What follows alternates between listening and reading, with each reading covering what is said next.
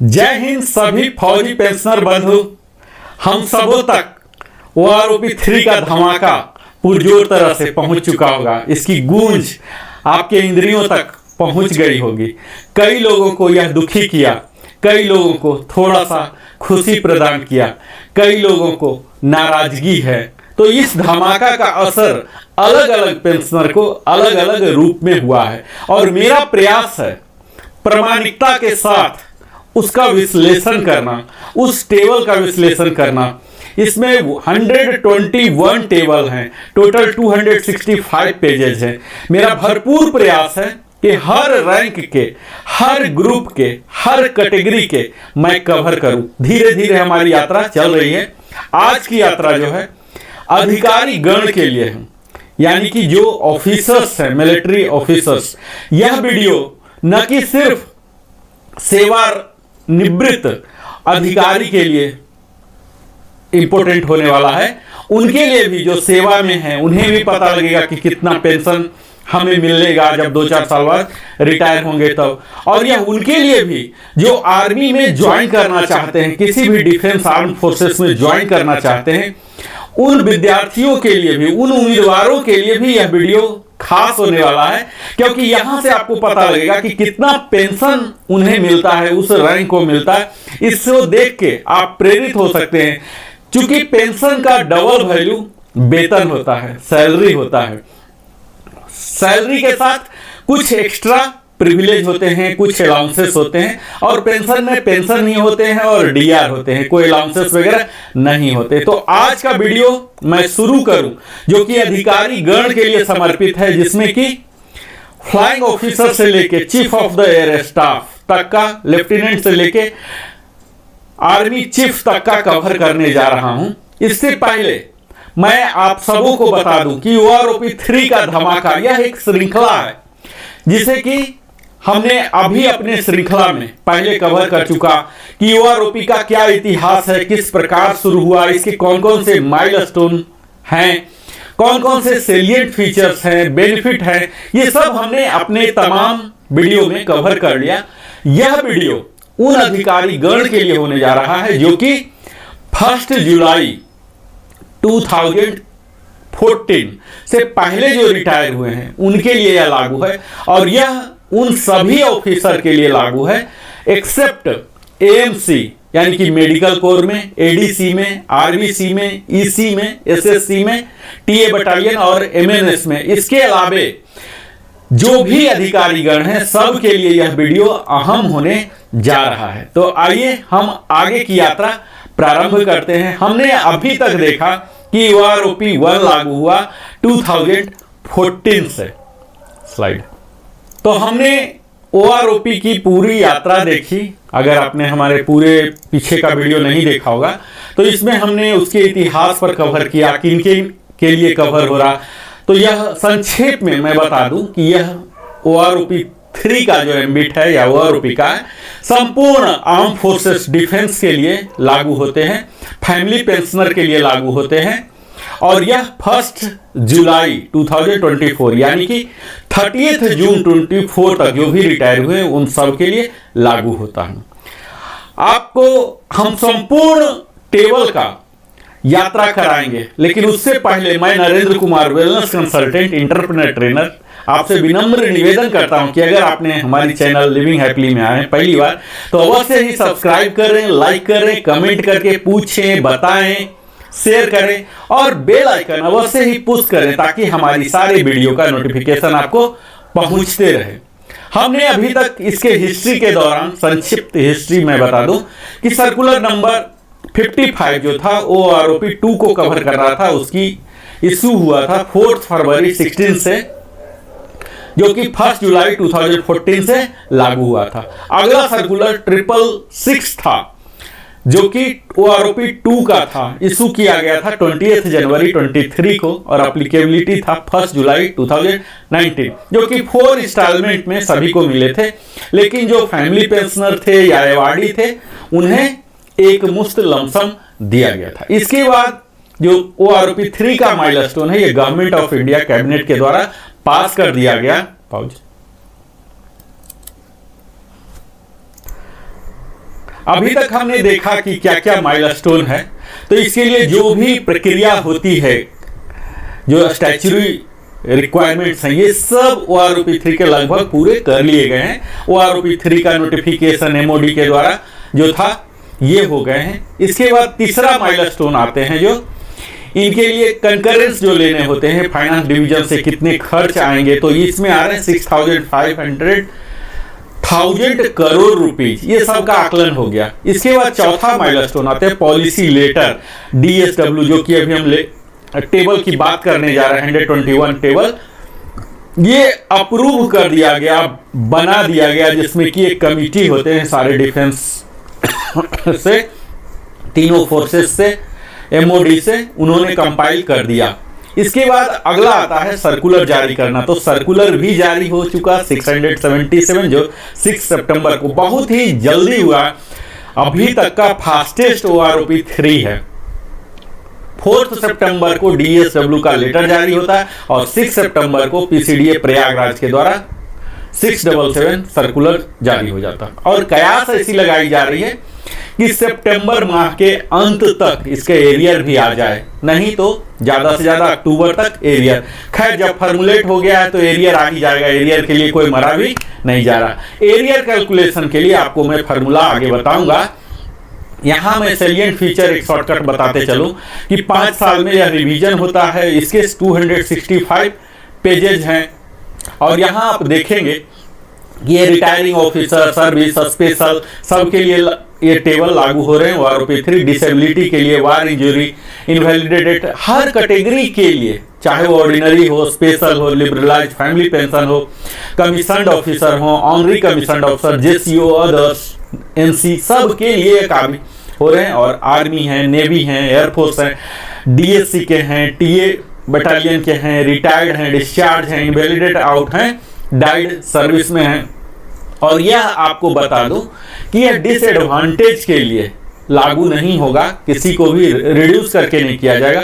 और इसमें जो नहीं लागू हो रहे हैं, अगर अपनी मर्जी से प्रीमैच्योरली गए हैं कोई 1 जुलाई 2014 के बाद, तो ये कवर नहीं होंगे। आपका पेंशन अनचेंज रहेगा, डिसएडवांटेज में नहीं होगा। इसकी एप्लीकेबिलिटी जैसा कि मैंने बताया, सभी डिफेंस पेंशनर हैं, फैमिली पेंशनर हैं।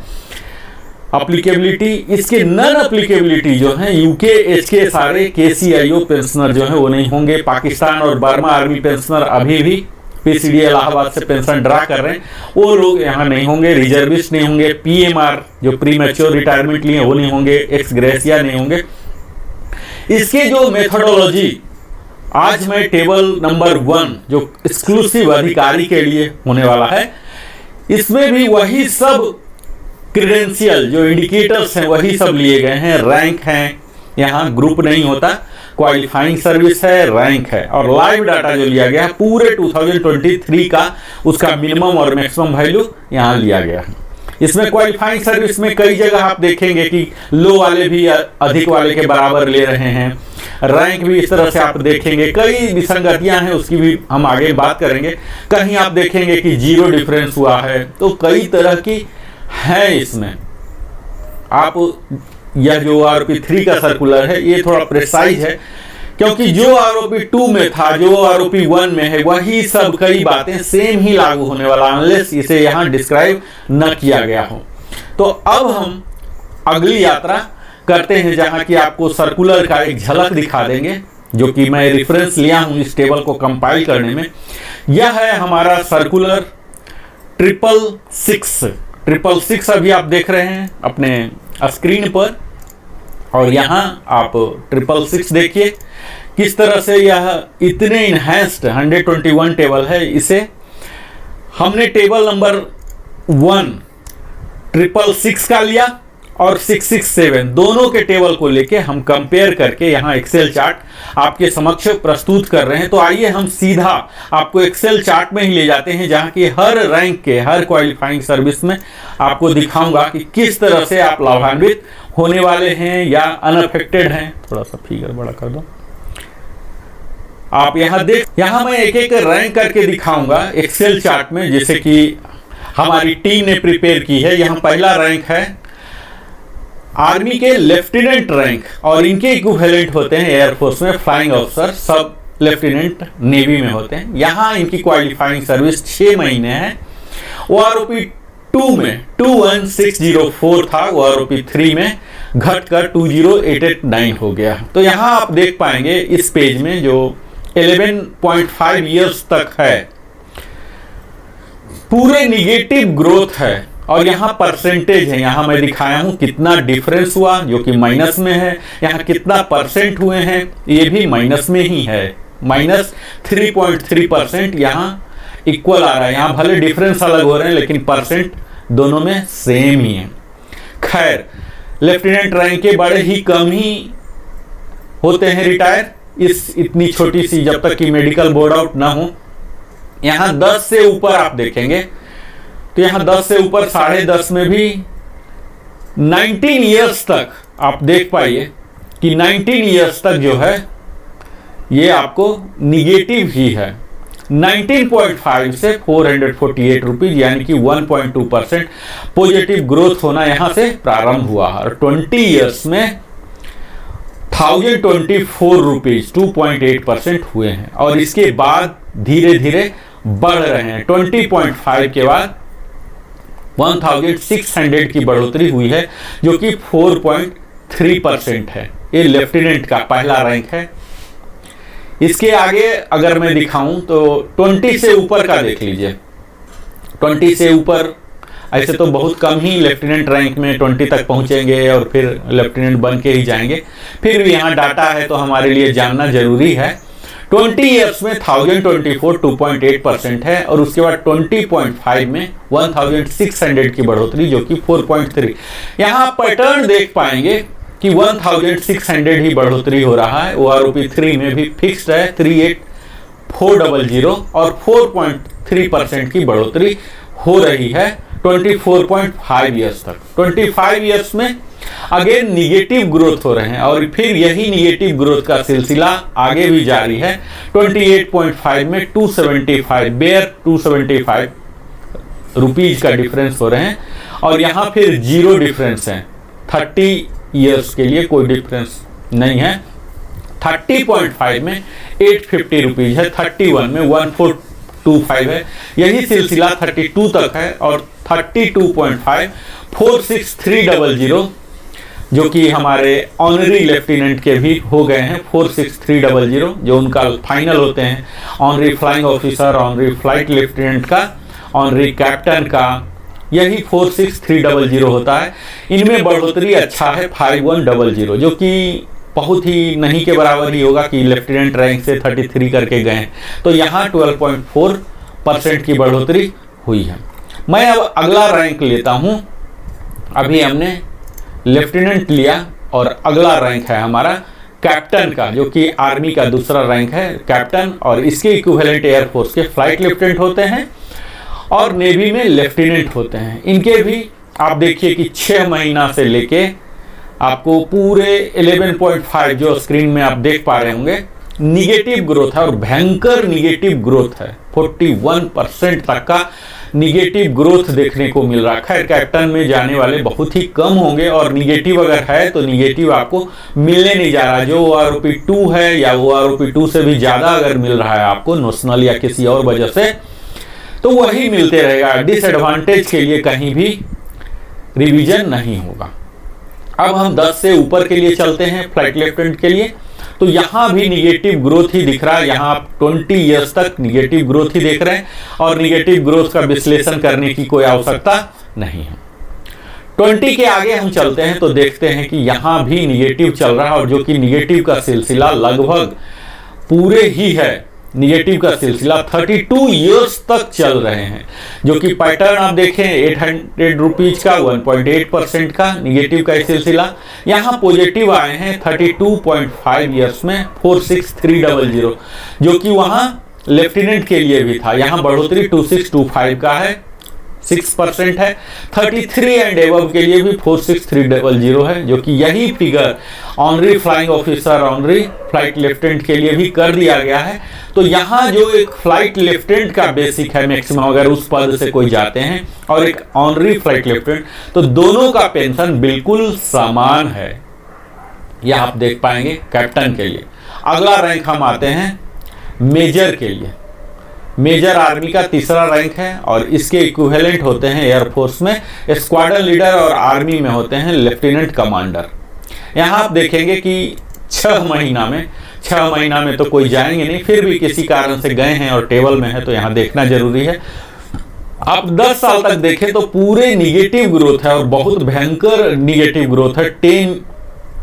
10,000 से भी ज्यादा 12,000 तक का है। और यहाँ परसेंटेज में अगर देखें तो 25%, 25.3% तक का रिड्यूस्ड है। यहाँ आप देखिए वैल्यू चेंज हो रहे हैं अलग, लेकिन आप पैटर्न को अगर देखें तो परसेंटेज 25.3% है। तो इसका सीधा सा यही मतलब लगाया जाता है निगेटिव होने का, क्योंकि इन्हें डाटा नहीं मिला। इस अवधि में कोई रिटायर होने वाले नहीं थे अधिकारी गण और इन्हें डाटा नहीं मिला, जिसके वजह से ये सब निगेटिव होते चला गया। अब हम 10 से ऊपर का देखते हैं तो 10 से ऊपर भी आपको पूरे 20 ईयर्स तक का देखें तो यहाँ भी पूरा निगेटिव ही है और अच्छा खासा निगेटिव है। 24-25% तक का निगेटिव, और फिर यहाँ 7-8-4% तक का निगेटिव है। तो जिनका भी निगेटिव है उनके डिसएडवांटेज के लिए ये नहीं होगा रिवीजन, तो उन्हें चिंता करने की जरूरत नहीं है। अब हम 20 से ऊपर चलते हैं। 20 से ऊपर जब आप चलेंगे तो यहाँ देखेंगे कि यहाँ भी पूरा यानी कि मेजर रैंक का पूरे अंतिम तक कंप्लीट, यही एक ऐसा रैंक है जिसमें कि पूरे निगेटिव ग्रोथ ही है अंतिम तक 33 इयर्स तक। तो हम इसके विश्लेषण नहीं कर रहे हैं।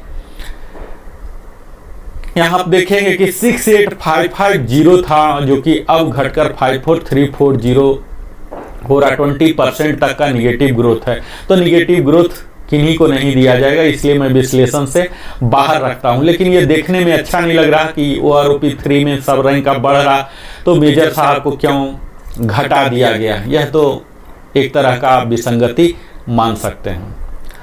अगला हम लेते हैं लेफ्टिनेंट कर्नल, और उसके इक्विवेलेंट होते हैं लेफ्टिनेंट कर्नल। यहाँ TS टाइम स्केल वाले और लेफ्टिनेंट कर्नल जो फुल लेफ्टिनेंट कर्नल है, दोनों कवर हो रहे हैं यहाँ। और इसके इक्विवेलेंट है एयरफोर्स में विंग कमांडर और नेवी में है कमांडर। इनका 6 महीने से लेके 10 साल तक अगर देखें, ऐसा बहुत ही कम होंगे, एक्सेप्शनल होंगे कि इतना जल्दी ये विंग कमांडर बन गए 10 साल तक में ही, और जा भी रहे हैं। चूंकि नहीं गए हैं, कोई डाटा नहीं है, इसलिए पूरे निगेटिव ग्रोथ ही है। -1.3%, करीब 500, 600, 700 इस तरह से जैसे जैसे अवधि और बढ़ रहे हैं 800 तक हो रहे हैं। यह निगेटिव ग्रोथ का सिलसिला 12.5 ईयर्स तक है। आप जिस में फॉल हो रहे हैं आप उस स्लाइड का स्नैप भी ले सकते हैं। 10 साल तक यहाँ माइनस है, यहाँ देखिए 12.5 तक भी माइनस। यह निगेटिव ग्रोथ का सिलसिला समाप्त होता है 13 ईयर्स में, जो कि 188 रुपीज और 0.3% है। और इसके आगे फिर बढ़ोतरी ही है और अच्छा खासा 4 डिजिट में है। विंग कमांडर का पेंशन बढ़ा है 1231 1.8%, और इसी तरह से जैसे जैसे अवधि बढ़ रहा यहाँ बढ़ रहा है। आप देख पाएंगे 68350 विंग कमांडर का हुआ करता था, जो कि अब 73950 हो रहा है, यानी कि बढ़ोतरी 5600 का है, 8.2%, जैसे अच्छा खासा बढ़ोतरी आप कह सकते हैं। यहाँ आप देखेंगे 18.5 के लिए थोड़ा सा निराशाजनक है। कई विंग कमांडर हो सकते हैं इस अवधि में जाते हों, जिनके लिए कि एक नाराजगी भरा यह रिवीजन होगा। -2000 है, -2.6% है इनका, और यही 19.5 के लिए 6300 की एक अच्छी बढ़ोतरी है। 20 में भी अगर कोई जाते हैं तो 4200 की 5.4% की बढ़ोतरी है। अगर 20 से ऊपर का टेबल देखा जाए तो यहाँ आपको पता लगेगा कि 20 में 4200 तो बढ़ोतरी है ही, और इसके ऊपर सिर्फ 21 तक ही बढ़ोतरी है, और 21 के बाद फिर आप आगे बढ़ते हैं तो यह आपको 27 तक निगेटिव है। तो इस तरह से निगेटिव होना, पॉजिटिव होना, जीरो होना, ये बड़ा ही मैजिकल लग रहा है, ये लॉजिकल नहीं है, साइंटिफिकली नहीं है। तो यहाँ मुझे लग रहा है कि कहीं न कहीं विसंगतियां हैं। जो विंग कमांडर को मिलना था यथोचित सम्मान, पेंशन के रूप में आर्थिक लाभ पहुंचाना था, वो यहाँ नहीं पहुंच रहा है। 27 ईयर्स तक काफ़ी विंग कमांडर जाते हैं और यहाँ तक निगेटिव ग्रोथ ही है। इनका पॉजिटिव ग्रोथ होना शुरू हुआ है 27.5 से 3950, जो कि अच्छा खासा फिगर है, लेकिन परसेंटेज बहुत ज़्यादा नहीं है, 4.1% ही है। और इसके बाद इनकी बढ़ोतरी है 31 में। अगर कोई विंग कमांडर जा रहे हैं, बहुत ही कम होंगे इस तरह से, लेकिन अगर कोई जा रहे हैं तो उनमें काफ़ी बढ़ोतरी हुई है 16.2%, 15450। यही सिलसिला जारी है। यानी कि विंग कमांडर में अगर कोई मैक्सिमम 33 एंड एबव करके गए हैं तो 1,10,850 जो मैक्सिमम है, 16.2 की बढ़ोतरी हुई है। क्योंकि यहाँ जो भी गए हैं वो बहुत ज़्यादा साल से विंग कमांडर रहे हैं, यानी कि उनका सैलरी बहुत ज़्यादा ऑलरेडी रहा है, इसीलिए यहाँ पेंशन में भी रिफ्लेक्ट हुआ है। बाकी सब में जो निगेटिव आ गए हैं, यानी कि इस रैंक में गए नहीं हैं, और गए हैं तो अचानक विंग कमांडर कुछ ही साल के लिए रहे हैं, लेट से विंग कमांडर बने हैं और कम सैलरी ही था। तो ये सब कुछ कारण रहे हैं जो कि यहाँ आपको इस तरह का पैटर्न दिख रहा है। जबकि होना क्या चाहिए था, यहाँ हर साल 3% का सैलरी में रिवीजन हो रहा, तो यहाँ पेंशन में भी दिखना चाहिए था, जो कि नहीं दिख पा रहा, जो कि आप एक एनोमली के रूप में इसे कह सकते हैं। खैर, एनोमली के बारे में बाद में बात करेंगे। तत्काल हम एज इट इज प्रामाणिकता को कायम रखते हुए हम आगे अगला रैंक लेते हैं, और अगला रैंक है कर्नल टीएस, जो कि फुल कर्नल नहीं बन पाते हैं, तो उनके लिए कर्नल टीएस टाइम स्केल का प्रावधान रखा गया है आर्मी में, और इसके इक्विवेलेंट ग्रुप कैप्टन टीएस और कैप्टन टीएस नेवी में होते हैं। टाइम स्केल, क्योंकि इतना टाइम हो गया तो वो बन जाते हैं किसी भी कारणवश, अगर फुल कर्नल नहीं बन पाए तो टीएस कर्नल बनते हैं। इनकी 6 महीने में तो कोई कर्नल बनेंगे नहीं, लेकिन जो भी है टेबल है। और यहाँ के ऑनवर्ड्स देख लीजिए, कर्नल टीएस के लिए आप शुरू से ही देख लीजिए कि काफ़ी अच्छी बढ़ोतरी यहाँ दिख रही है। यहाँ अगर 10 ईयर्स तक देखें तो सारे पॉजिटिव हैं, और सब में वैल्यू भले ही अलग अलग है, वो ROP3 के वैल्यू अलग अलग सबके बेसिक सेट हुए हैं, लेकिन यहाँ आपको एक पैटर्न दिखेगा जो कि 14.3% का इंक्रीज हुआ है, जो कि एक बहुत ही अच्छा खासा सिंबल दिख रहा है। और यही फार्मूला हर रैंक में अगर लग गया होता तो काफ़ी बेहतर होता। इससे यह दिख रहा कि कर्नल जो भी बन के जा रहे हैं, ये काफ़ी साल से कर्नल रहे हैं, इनके कर्नल के हाईएस्ट सैलरी स्केल में गए हैं, इसीलिए इनका हाईएस्ट है, और इसी वजह से यहाँ पेंशन में भी रिफ्लेक्ट हो रहा। 14.3 जो कि काफ़ी अच्छा है, 8,609। और 10 के ऊपर अगर हम चलते हैं तो यहाँ 10 के ऊपर देख लीजिए 9171 है, और लगातार 14.3 का जो है ये मेंटेन किया हुआ है 12.5 ईयर्स तक, और 13 से तो और भी ज़्यादा 16% हो रहे हैं। और 13.5 एंड एबव देख लीजिए, यहाँ आपको अलग अलग बेसिक पेंशन दिखेंगे। पहले भी OROP2 में भी अलग अलग रेट थे, OROP3 में भी है, डिफरेंस भी अलग अलग है, लेकिन आपको एक चीज़ कॉमन दिखेगा, जो कि परसेंटेज हमने निकाला तो परसेंटेज से पता लगा कि सब में 16.4% का डिफरेंस है। यानी कि यही फार्मूला वहाँ लगा दिया गया है। यहाँ कोई भी निगेटिव ग्रोथ नहीं है, जो कि एक बड़ा अच्छा खासा सिंबल है। कर्नल टीएस बनने में भी कम से कम 26 साल और उससे ऊपर ही लग जाते हैं, 20 से ऊपर हो जाते हैं, तो इनके लिए एक अच्छा खासा बढ़ोतरी है। अगर 20 से ऊपर की बात की जाए तो 20 से ऊपर भी आप देख लीजिए, यही सेम 16.4% का इजाफा इनके पेंशन में हुआ है, जो कि 24.5 तक कंटिन्यू रहा है। यह 16.4% इनके लिए 15,872, जो कि एक अच्छा फिगर कहलाता है। काफ़ी कुछ इन्हें सम्मानजनक जिंदगी गुजर बसर करने के लिए प्राप्त हो रहे हैं। 25 से थोड़ा परसेंटेज घटे हैं, चूँकि इनको 14,400 ही मिल रहे हैं। अब इनका जो स्लैब है ये 1,12,250 तक ही मैक्सिमम यहाँ फिक्स कर दिया गया है, जो कि 11.5 13.1 तक यहाँ स्लैब को मर्ज करता हुआ आप देख पा रहे हैं। और यहाँ जब हम आगे बढ़ते हैं 30 से आगे तब आप देखेंगे कि परसेंटेज फिर घट रहे हैं। 33 में जो मैक्सिमम एक कर्नल टीएस का जो पेंशन है 1,14,125 यही मैक्सिमम है। 32.5 से मैक्सिमम, इससे ज़्यादा नहीं है।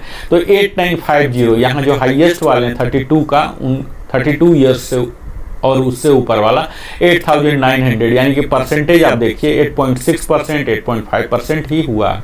उससे पहले काफ़ी अच्छी मात्रा में इनका 13.1, 11.5 जो कि कर्नल टीएस वाले का काफ़ी अच्छा संतोषप्रद आप कह सकते हैं कि इनकी पेंशन में इजाफा हुआ है। हम अगला रैंक लेते हैं यहाँ कर्नल साहब का। कर्नल साहब ये फुल कर्नल हैं और इनके इक्विवेलेंट हैं ग्रुप कैप्टन और एयरफोर्स के और नेवी के कैप्टन हैं। इनके क्वालिफाइंग सर्विस 6 महीने से लेके अगर 10 साल तक देखें तो इनका पॉजिटिव ग्रोथ ही है। अच्छा खासा परसेंटेज अगर देखें तो यहाँ आपको एक पैटर्न नजर आएगा, 14.3% का इजाफा है। यहाँ डिफरेंस भी 6,000, 7,000, 8,000, 9,000 इस तरह से ग्रेजुअली बढ़ रहा है। तो इनके लिए संतोषप्रद है और इनके लिए एक खुशखबरी धमाका यह है। हालांकि इस छोटे से अवधि में कर्नल ग्रुप कैप्टन बनना लगभग नामुमकिन है। 10 साल से ऊपर अगर हम चल के देखते हैं तो यहाँ भी इनका यही 14.3%, 16.4% का जो पैटर्न दिख रहा है, यही पैटर्न इनके लिए लागू किया गया। काश यही हर रैंक के लिए होता, पीबीओआर के लिए भी होते, जेसीओ के लिए भी होते, तो कितना अच्छा खुशखबरी होता। कर्नल के साथ जो किया गया यही पैटर्न, यही परसेंटेज, चूंकि उनका हाई बेसिक है तो यहाँ हाई बेसिक उनको मिला है, क्योंकि उनका 16.4% ही 13,000 हो रहा, लेकिन परसेंटेज तो सेम कायम किया ही जा सकता था। तो यहाँ कहीं न कहीं विसंगतियां हैं जो कि इस फार्मूला को और बाकी रैंकों के साथ नहीं लगाई गई। क्या मजबूरियां हैं ये तो धीरे धीरे अभी पता लगेगा जैसे जैसे हम लोग एनालाइज करेंगे। यहाँ 20 ईयर से अगर ऊपर जाते हैं तो 20 ईयर से ऊपर आप जाने पर देखेंगे कि परसेंटेज जो है बढ़ोतरी का दर वो 16.4% ही है, लेकिन अमाउंट अलग अलग हो रहे हैं। तो इससे ये क्लियर हो रहा है कि जो सॉफ्टवेयर में इंस्ट्रक्शन दिया गया है वो परसेंटेज का ही दिया गया है, क्योंकि यहाँ पैटर्न आप देख पा रहे हैं क्वालिफाइंग सर्विस पर दिया गया 24.5 तक के लिए 16.4% का इजाफा हुआ है। हालांकि यहाँ अलग अलग स्लैब हैं। यहाँ 25 में देखेंगे थोड़ा परसेंटेज घट रहा, 14.7 हो रहे हैं। इनका वृद्धि दर जो है 14,400 है, जो कि बढ़कर 1,12,550 हो गया है। इनमें मैक्सिमम अगर जाएंगे तो मैक्सिमम यहाँ 33 ईयर्स तक है, जो कि 33 ईयर्स में इनका जो मैक्सिमम ग्रुप कैप्टन का पेंशन है 1,15,700 है मैक्सिमम, और यहाँ 10% की बढ़ोतरी हुई है, जो कि एक अच्छा खुशखबरी है और यह धमाका को पॉजिटिवली देख सकते हैं। इनके पेंशन में 8950 का इजाफा हुआ है 32.5 वाले का। यहाँ सबको करीब 10,000 5 डिजिट में इंक्रीज हुआ है। एक 31 वाले का 8,900 ही हुआ, 8.6%। तो यह आप कह सकते हैं कि कर्नल साहब के लिए यह खुशखबरी लेके आया है। OROP 3 थ्रू आउट बढ़ा हुआ है, 4 डिजिट में, 5 डिजिट में ही है ऑलमोस्ट। तो इनके लिए खुशखबरी है। ऐसा ही बाकी रैंक के लिए भी होना था। हम अब अगला रैंक देख रहे हैं, आपको दिखाएंगे। यहाँ ब्रिगेडियर साहब हैं। ब्रिगेडियर साहब का क्वालिफाइंग सर्विस 20 से ही प्रारंभ हो रहा, क्योंकि 20 से नीचे किसी भी ब्रांच में, किसी भी सर्विसेज में बन पाना संभव नहीं होगा। ब्रिगेडियर हैं और एयरफोर्स में एयर कमोडोर कहलाते हैं, नेवी में कमोडोर कहलाते हैं। तो इनकी 20 ईयर्स में संभव है, शायद ऐसा इनको डाटा मिला है। OROP 2 में 98,148 था, जो कि डिफरेंस अब OROP 3 में 98,148 हो चुका है, जो कि बढ़ोतरी है 13,717, यानी कि हायर रैंक में ब्रिगेडियर ऑनवर्ड्स आप देख सकते हैं। 16.2 का फार्मूला लगाया गया। 16.2 का फार्मूला है 22.5 ईयर्स के लिए। तो सम्मानजनक वृद्धि है 14,000 13,000 इनके लिए काफ़ी अच्छा है, मात्रा भी है, परसेंटेज भी है।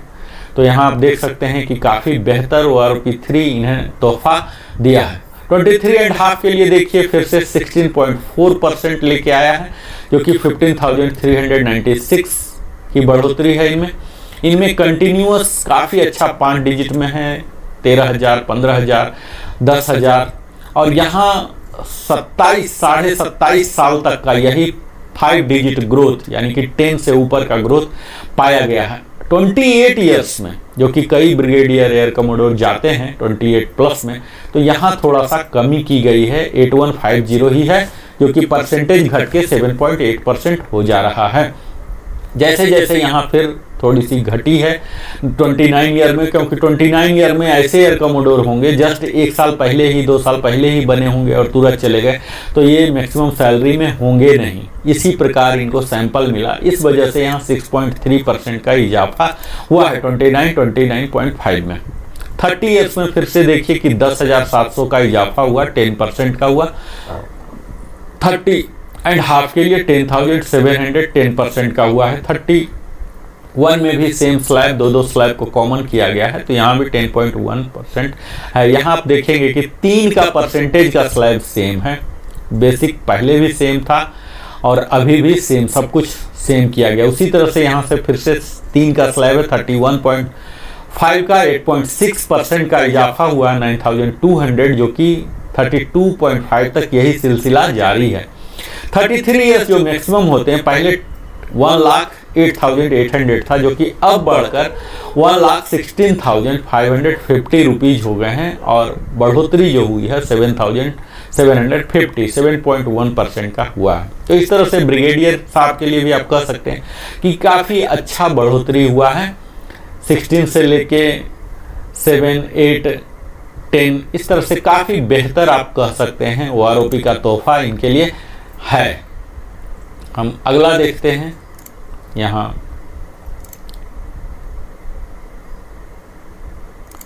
ब्रिगेडियर से आगे जो रैंक है वो मेजर जनरल साहब का है, और एयरफोर्स में इसे एयर वाइस मार्शल कहते हैं, और नेवी में रियर एडमिरल कहते हैं। यहाँ भी क्वालिफाइंग सर्विस 20 से ही शुरू होता है, क्योंकि 20 से नीचे इन रैंक पर पहुँच पाना, रिटायर होना असंभव है।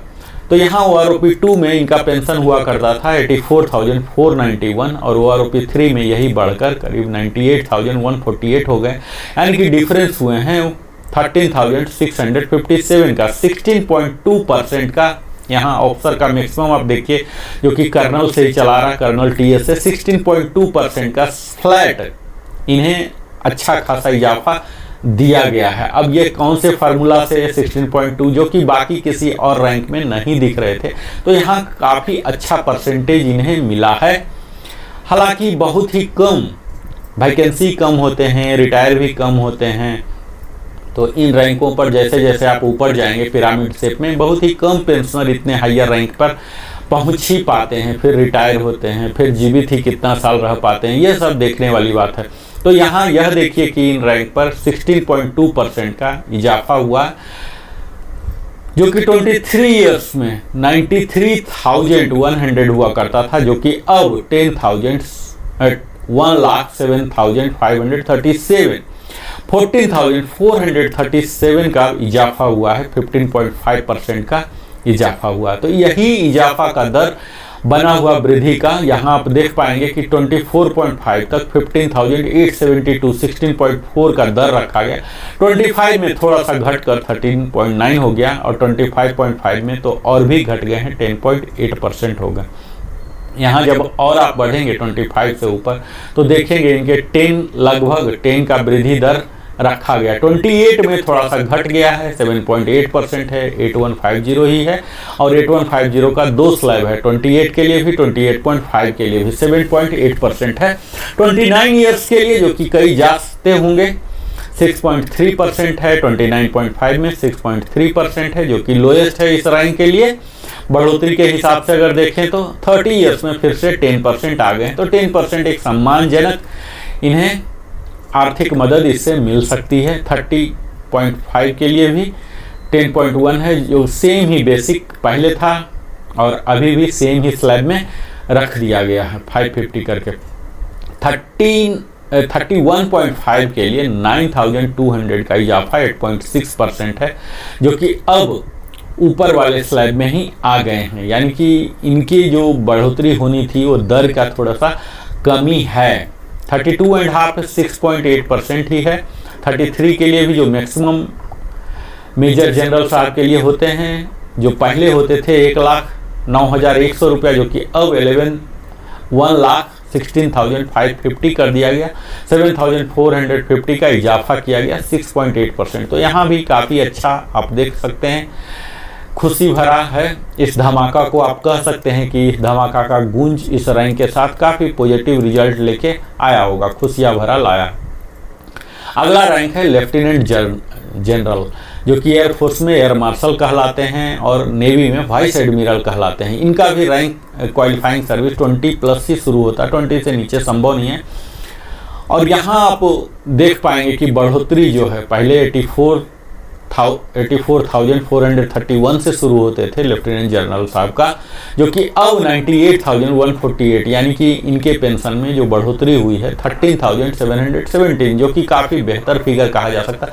16.2 यहाँ जो फार्मूला पहले भी पैटर्न में देखे होंगे, 16.2 मैं बार बार बोल रहा हूँ, 16.2 सुनकर देखकर बड़ा ही खुशी होता है। और यह भी लगता है कि काश यही 16.2 का इजाफा हर रैंक में होना चाहिए था। जो फार्मूला यहाँ लगाया गया, काश यही फार्मूला बाकी रैंक के साथ भी लगाया जाता। तो आज जो OROP 3 के साथ जो नाराज़गी है कई लोगों का, कई रैंक के साथ, कई ग्रुप के साथ, ये शायद नहीं हो पाता।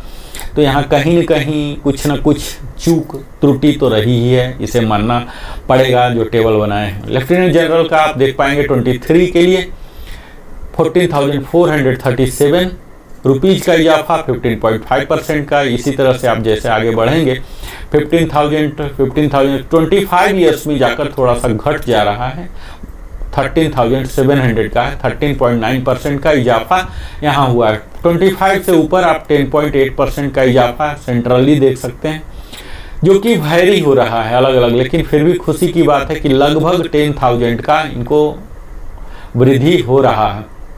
यहाँ आप जैसे जैसे आगे बढ़ेंगे 28 ईयर्स में तो 7.8%, जो पेंशन इनको 1,04,400 मिलता था वो अब 1,12,550 मिलेगा। इस प्रकार आप कह सकते हैं कि 8,150 का इजाफा, 7.8% का इजाफा हुआ है। 29 ईयर्स में भी आप देखिए 6,700, जो कि थोड़ी सी मात्रा कम है, 6.3% है। इसी तरह से 30 ईयर्स में आप देख पाएंगे कि 10.1% का इजाफा हुआ है, जो स्लैब 3 पर चल रहे हैं। पहले भी सेम था और अभी भी सेम स्लैब में है। यहाँ स्लैब चेंज हो रहे हैं 31.5 से, और OPT का 1,07,350 होते थे, जो कि अब 1,16,550 हो रहा है, 9,200 मात्र बढ़ोतरी हुआ है, 8.6। तो इस प्रकार आप ओवरऑल देख पाएंगे कि जो मैक्सिमम है, जो एयर मार्शल पद से ही रिटायर हुए हैं, तो उनका पेंशन जो OROP 3 है 1,16,550, जो कि मैक्सिमम आप देख लीजिए यहाँ इनके पीछे वाले के बराबर, यानी कि 30 के बराबर ही अगर एयर मार्शल साहब जाते हैं 30 में या 33 से एबव में भी, तो इनको सेम स्लॉट में यहाँ स्टेग्नेशन आ गया है, क्योंकि सैलरी में भी स्टेग्नेशन हो जाते हैं। 30 में तो कोई बन नहीं पाएंगे, वो आगे जाके ही बनेंगे। तो यहाँ लास्ट में 4% का ही इंक्रीज हुआ है। हम अगला अपने विश्लेषण में लेते हैं नेक्स्ट अधिकारी रैंक का, टेबल नंबर 1 का ही। आप देखिए यहाँ पर हैं लेफ्टिनेंट जनरल HAG, और इसके इक्विवेलेंट होते हैं एयरफोर्स में एयर मार्शल HAG और vice admiral HAG plus navy में। तो यहाँ भी 20 से ऊपर का ही स्लैब दिया गया है। OROP 2 में इनको मिलता था 84,431, जो कि अब बढ़कर 98,148 हो गया। काफ़ी अच्छा खासा बढ़ोतरी आपको दिखेगा। 13,717, 16.2, जो 16.2 का पैटर्न है यहाँ आपको पूरा प्रिवेलिंग दिखेगा, 16.2, 15.5, 16.4। तो यहाँ आपको अच्छा खासा जो हायर रैंक में है काफ़ी अच्छा इनको दिया गया है। इस तरह का यहाँ कहीं न कहीं कोई फार्मूला इस तरह से यहाँ लगाया गया है जिससे कि इनको अच्छी मात्रा में बढ़ोतरी मिले। तो हायर रैंक के लिए यह OROP सचमुच एक बड़ा सा सौगात लेकर आया है।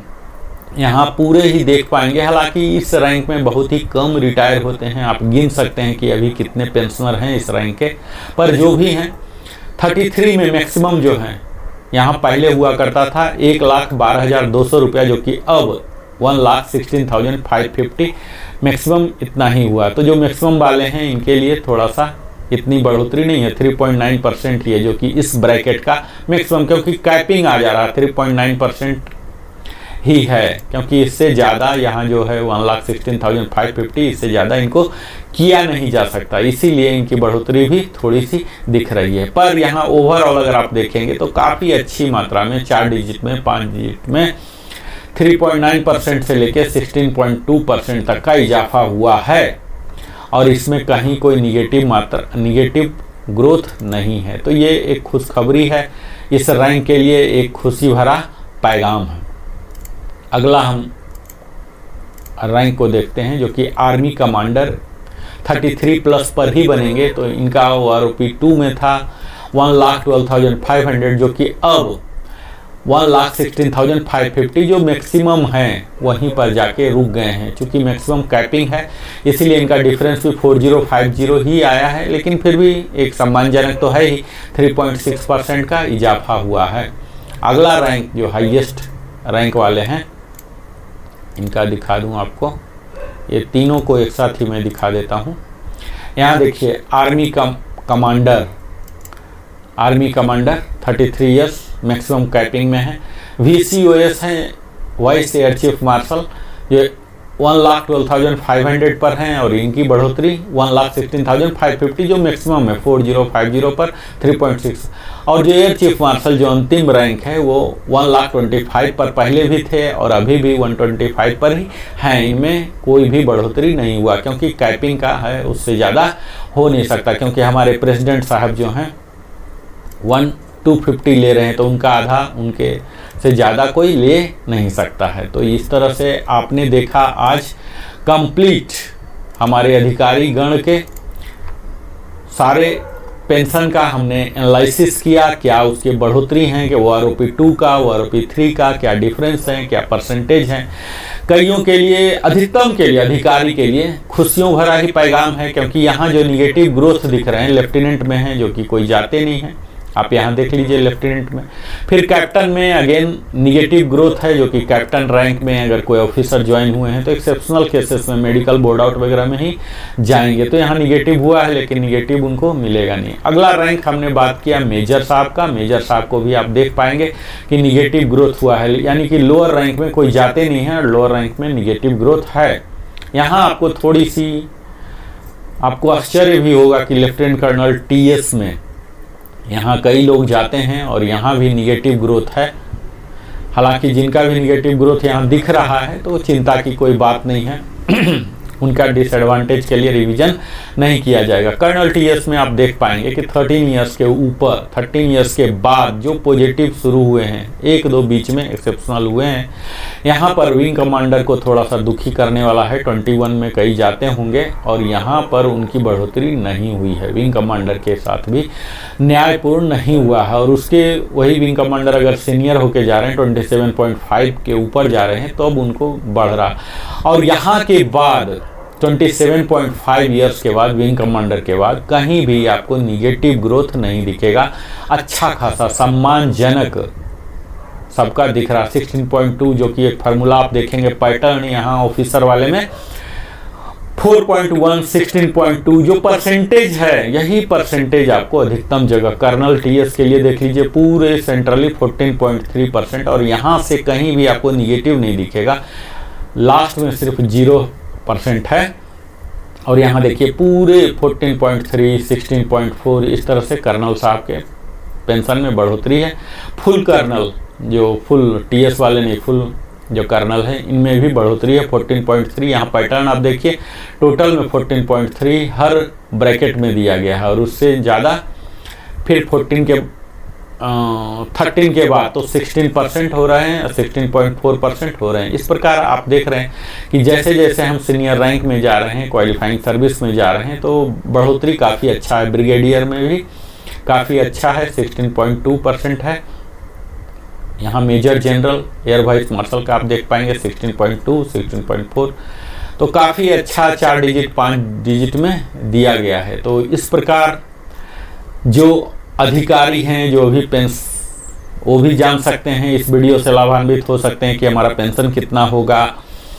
और जो रिटायर हो गए हैं वो भी जान जाएंगे, और जो बच्चे अभी आर्मी में ज्वाइन करना चाहते हैं वो भी इस वीडियो को देखकर लाभान्वित हो सकते हैं। तत्काल आप सब हमारे साथ बहुमूल्य समय देते हैं, मुझे उम्मीद है कि आपको वैल्यू एडिशन जरूर ही मिला होगा।